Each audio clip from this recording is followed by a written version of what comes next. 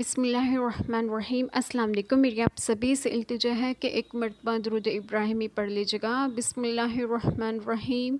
اللہم صلی علی محمد وعلی آل محمد کما صلیت علی ابراہیم وعلی آل ابراہیم انک حمید مجید۔ اللہم بارک علی محمد وعلی آل محمد کما بارکت علی ابراہیم وعلی آل ابراہیم انک حمید مجید۔ بسم اللہ الرحمن الرحیم۔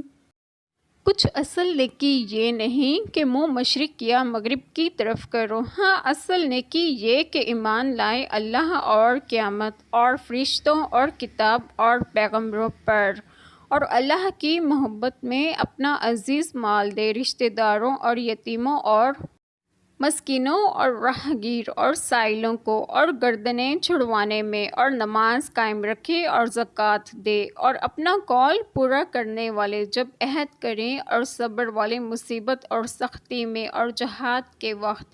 یہی ہیں جنہوں نے اپنی بات سچی کی، اور یہی پرہیزگار ہیں۔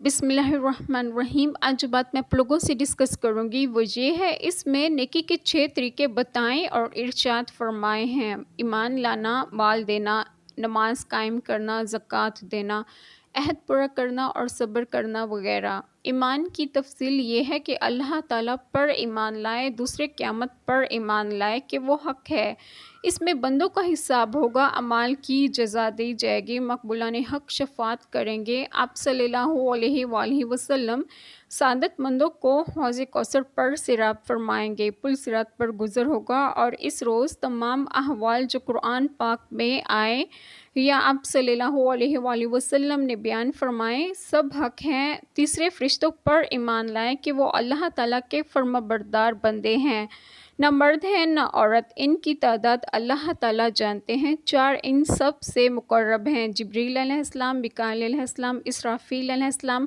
اور عزرائیل علیہ السلام۔ چوتھا، کتب الہیہ پر ایمان لانا کہ جو اللہ تعالیٰ نے نازل فرمائی، ان میں 4 بڑی کتابیں ہیں: توریت جو حضرت موسیٰ علیہ السلام پر، انجیل جو حضرت عیسیٰ علیہ السلام پر، زبور جو حضرت داؤد علیہ السلام پر، اور قرآن پاک آپ صلی اللہ علیہ وآلہ وسلم پر نازل ہوئی، اور 50 صحائف حضرت شیس علیہ السلام پر، 30 حضرت ادریس علیہ السلام پر، 10 حضرت آدم علیہ السلام پر، 10 حضرت ابراہیم علیہ السلام پر نازل ہوئے۔ 5ویں، تمام انبیاء علیہ السلام پر ایمان لانا ہے۔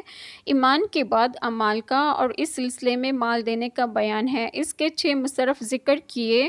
گردنیں چھڑوانے سے غلاموں کو آزاد کرنا مراد ہے۔ مسئلہ اس آیت سے معلوم ہوا کہ صدقہ دینا بحالت تندرستگی زیادہ اجر رکھتا ہے بنسبت اس کے مرتے وقت زندگی سے مایوس ہو کر دے۔ مسئلہ حدیث شریف میں ہے کہ رشتہ داروں کو صدقہ دینے میں 2 ثواب ہیں، ایک صدقے کا، ایک صلہ الرحم کا۔ اللہ تعالیٰ ہم سب کے تمام گناہوں کو معاف فرمائے اور ہمیں صراط مستقیم کی راہ پر گامزن کرے، اور آپ سب کو آپ کے گھروں میں خوش و خرم رکھیں اور صحت و تندرستگی بھی دیں۔ آمین۔ جزاک اللہ خیر۔